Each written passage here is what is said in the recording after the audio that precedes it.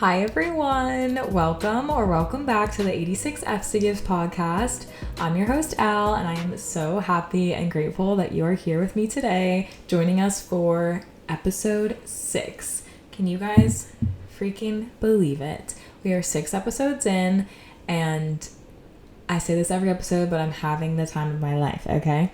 So thank you for listening. This has been so much fun, and I'm learning so much, so yeah, gonna continue to do it. So before we get into today's topic, I wanted to give a friendly reminder that these episodes are also in video form on YouTube. So if you are interested in sitting down, watching, kind of feeling like we're chit-chatting, like we're on FaceTime, feel free to check out YouTube. Also, I wanted to encourage people to follow the podcast social media pages. We have a TikTok at 86 F's to Give, and the TikTok is 86 F's to Give pod, I think, and then the Instagram is just at 86 F's to Give. Make sure to follow us on there. I'm going to try to do more interactive things on the Instagram stories. You ask questions, I ask questions, some more polls, opportunities to share ideas for episodes, so be on the lookout for that. And if you hear any panting, my dog is right underneath the desk that we're recording on, so I apologize. Hopefully that's all we hear in this episode.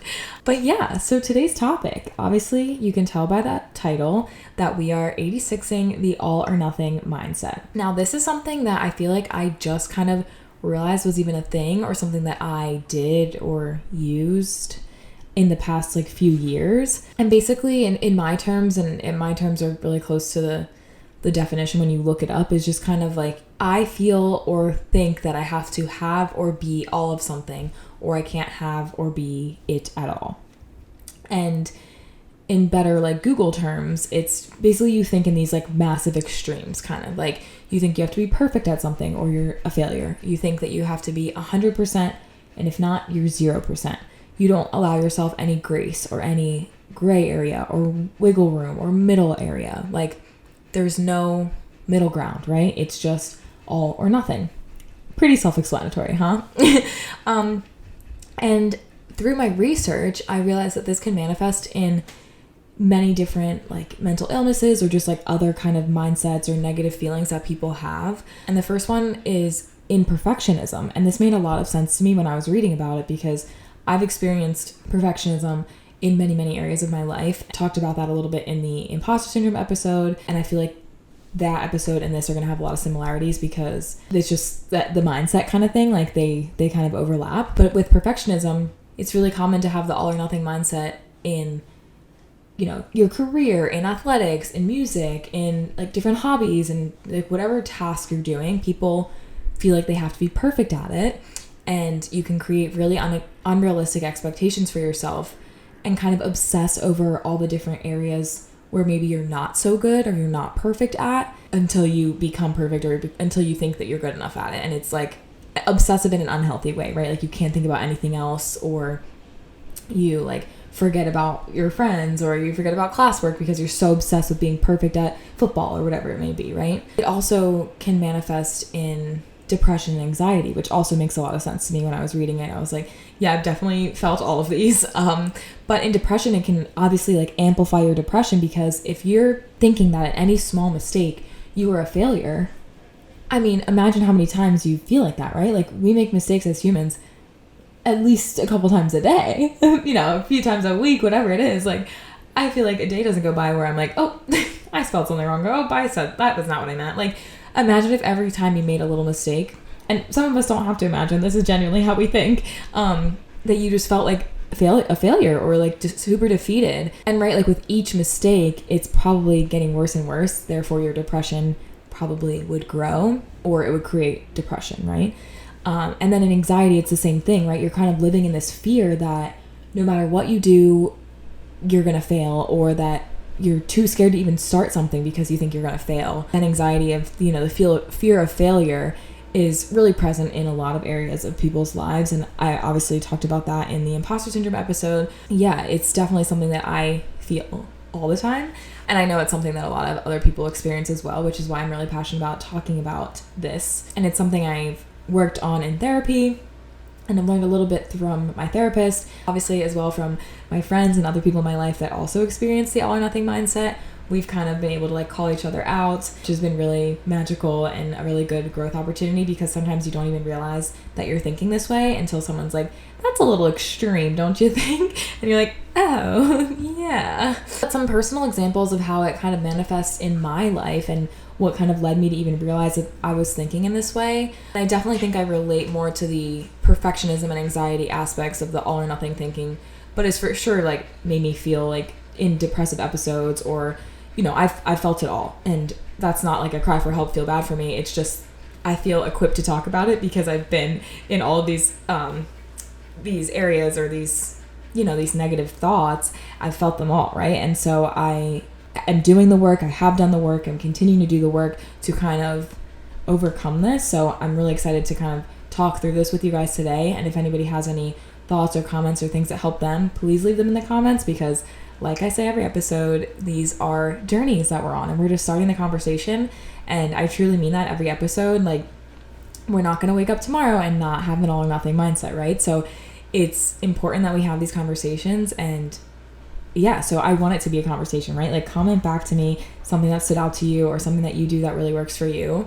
But back to kind of how it, you know, comes up in my life is, you know, a prime example is when I literally failed pre-calc in my junior year of high school. And I'm not talking got a C, got a D, and just said I failed. Like, I genuinely got like a 45% in the class, like did not pass the class, had to retake it at community college over the summer, passed with flying colors. So that tells you what you need to know. It was not me, it was the teacher.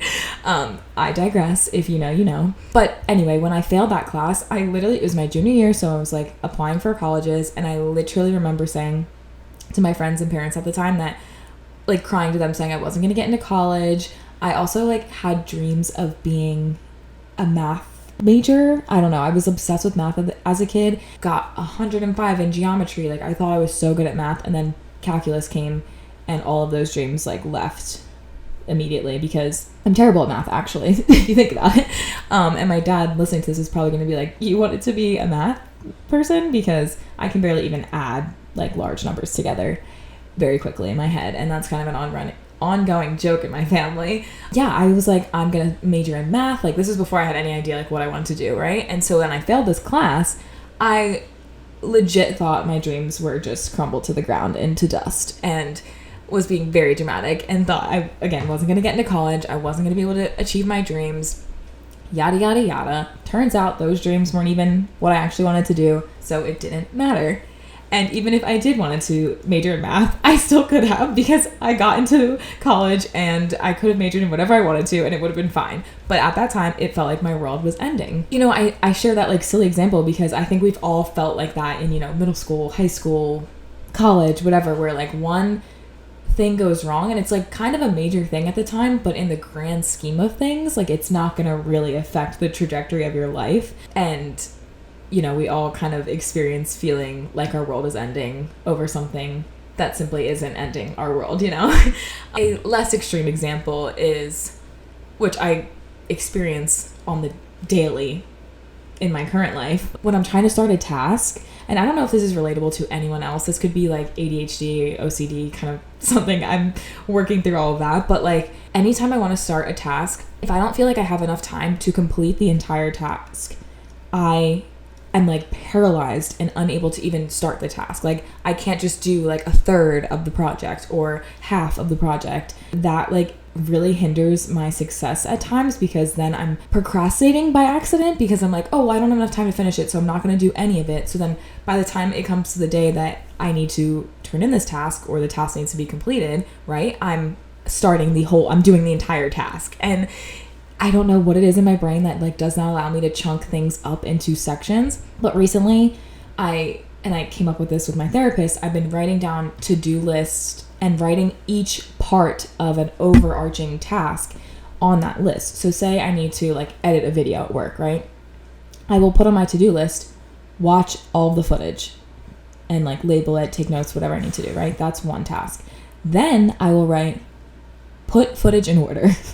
Then cut out parts of you get the point, but I'm writing each little step by step of the bigger task, right, is to edit the video, right? But there's so many things that go into that I can break down, right? So I have been putting each of those steps on my to-do list, or saying, okay, on Monday, I'm going to just watch all the footage and take my notes, right? And then on Tuesday, I'm going to put all the clips in order. And then by Friday, when the video is actually needing to be ready to post, it's done, right? Because I did a little bit each day.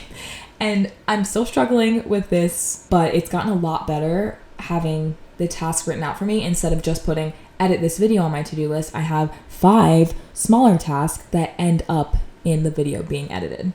I hope that made sense. I kind of explained that backwards, but I think I got the point across, is to kind of trick your brain into thinking that you're doing a bunch of you're completing a bunch of tasks, but really it's all towards one large task. But yeah, and so that's something I struggle with, and it's like silly to think about, because when you think of the all or nothing mindset, you think of like being a perfectionist or being a failure, but like, no, this falls, and to me this falls under it, because it's like, if I can't finish this entire project, I can't even start it, right? And that's like so silly to think about.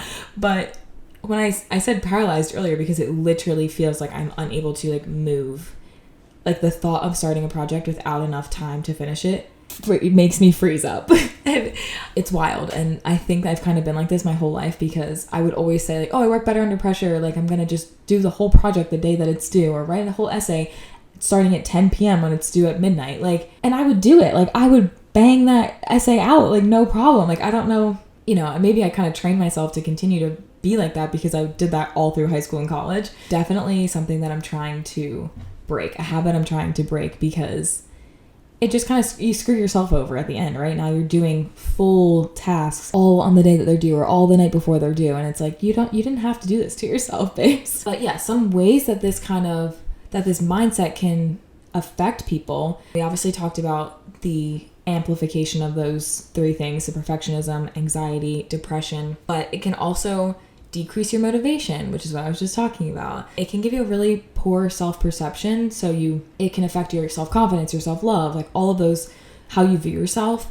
And I'm extremely passionate about that, and self-awareness, so that makes me sad to think about like people viewing themselves as a failure after making one little mistake, which we've all done. But it's like, when you think about it as like somebody you love experiencing that, it kind of puts it into perspective of how like sad that actually is, because we're humans, we're gonna make mistakes every day, and then life goes on and we're still fine, we're still here, nobody died, right? And another way it can affect people is feeling hopeless. It's like, back to that depression example, is like when you keep making small mistakes and you keep feeling like a failure, eventually you're gonna feel like you're not gonna be able to do anything, right? You're just gonna be hopeless and not be able to kind of go after any of those goals or things that you set for yourself, because you've just kind of trained yourself to think that you're a failure off of just a few smaller mistakes. And then again, like I said, it increases those mental illnesses, and more than just depression and anxiety. That's kind of just the ones I did research on, but I'm sure it would increase, like bipolar, like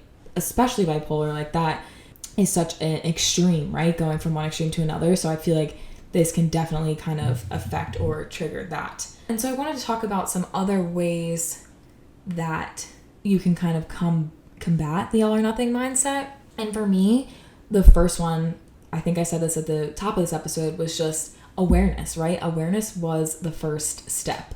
I had to even first be aware that it was a thing. I didn't even know this term really until a few years ago. And then also realize that it was something that I did or used or experienced. And this really helped from talking to friends. I think my roommates kind of really introduced this mindset to me, and the fact that I had it or used it. And then again, like I mentioned, talking about it in therapy really broke it down. And I think for me, it also kind of felt, or it manifests in the like accountability aspect, and like the consistency, or like the accountability and discipline of myself, that self-discipline. Because like I mentioned before, I would feel like if I messed up a goal, like say I set a goal to run 3 times a week, and if I was doing it for a couple weeks, and then on that 4th week I only ran twice, all of a sudden I'm a failure, and I completely would just cut off my goal. Like I would just stop running altogether. And it's like, girl, you still ran 2 times. Why don't you do better next time, or do 4 next week, or continue and get back on track and do 3. Like, definitely manifested in like that aspect of my life, as well as like goal setting and just holding myself accountable. And that discipline is like, okay, I mess up one time and it's like, nope, we'll try again next month. Like, no, let's just try again next week or tomorrow. It doesn't have to be the end of the world because you slipped up on your goal once, right? So that kind of helped me with the awareness aspect, is like figuring out where it, first of all, that it was a thing, second of all, that I experienced it, and then third, like where it presented itself most in my life. Yeah, the next step kind of for me was, now that I knew it was a thing in my life, I was able to call myself out and have other people call me out. And I would tell my roommates or my friends or my family, like, if I say something that sounds a little extreme, call me out, because sometimes I do not realize I'm even thinking in that way, right? And so I would just be like, hey, that's kind of all or nothing of you to say or think, or that was a really extreme thought that's kind of super unrealistic. Like, let me reframe that.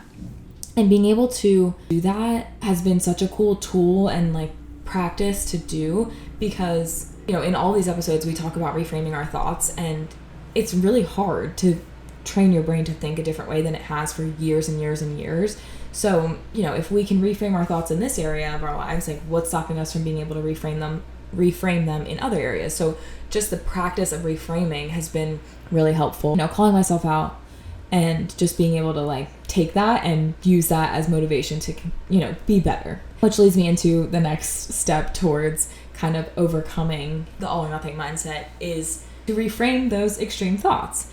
And kind of when I did my research, it talks about cognitive reframing, and I think I talked about this in another episode, I cannot remember which one. The act of challenging your thoughts, your perspectives, the things that you say out loud, asking yourself questions like, hey, is it true that I'm a failure because I didn't complete my goal for 1 week? No, the answer is no.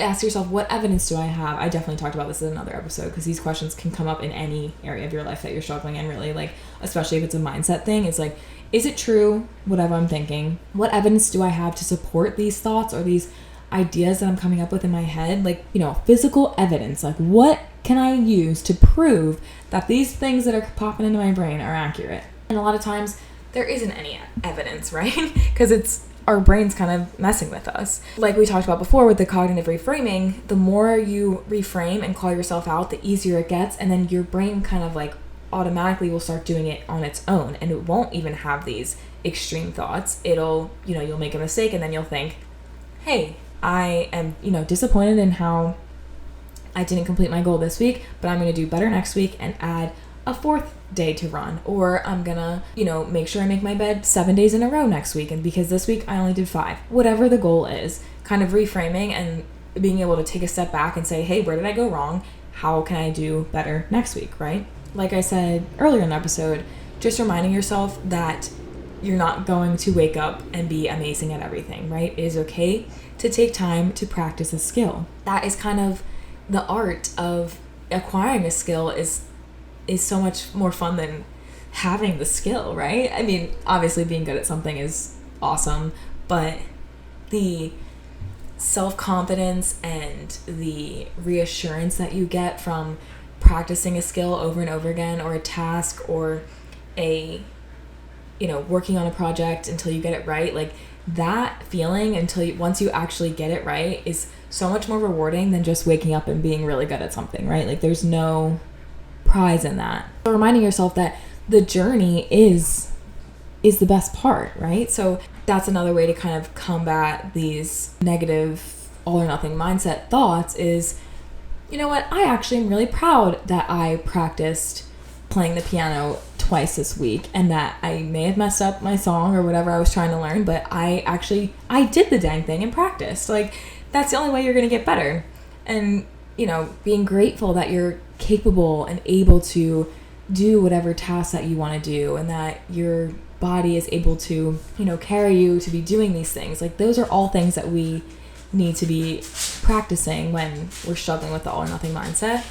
And then lastly is to just kind of sit down and think about those gray areas, right? Like, where in my life am I able to give myself grace, give myself a little just time to figure things out. Like, Mr. Puda has joined us for the last few minutes of this episode because he's having a hard time. But yeah, what all I was saying is that allow yourself to find those gray areas and give yourself grace and realize that, like we talked about, the journey is the best part, right? I think that's all I kind of wanted to talk about. I hope this kind of brought awareness to the all or nothing mindset to people, because like I mentioned, this was something that I just kind of realized I did or had or used or experienced. And again, once I kind of figured it out, it was life-changing in being able to call myself out and just do research and figure out where it kind of manifested most in my life. So yeah, if you guys have any thoughts or suggestions for people that also experience this, please leave them in the comments. I would love to read them because, like I said, it's still something that I experience on the daily. But yeah, thank you so much for listening. I think this one might have been a little shorter than usual, but thank you for being here. And remember that if no one's told you today, I love you and I'm proud of you. And start 86ing that all or nothing mindset, right? We've got this. All right, bye.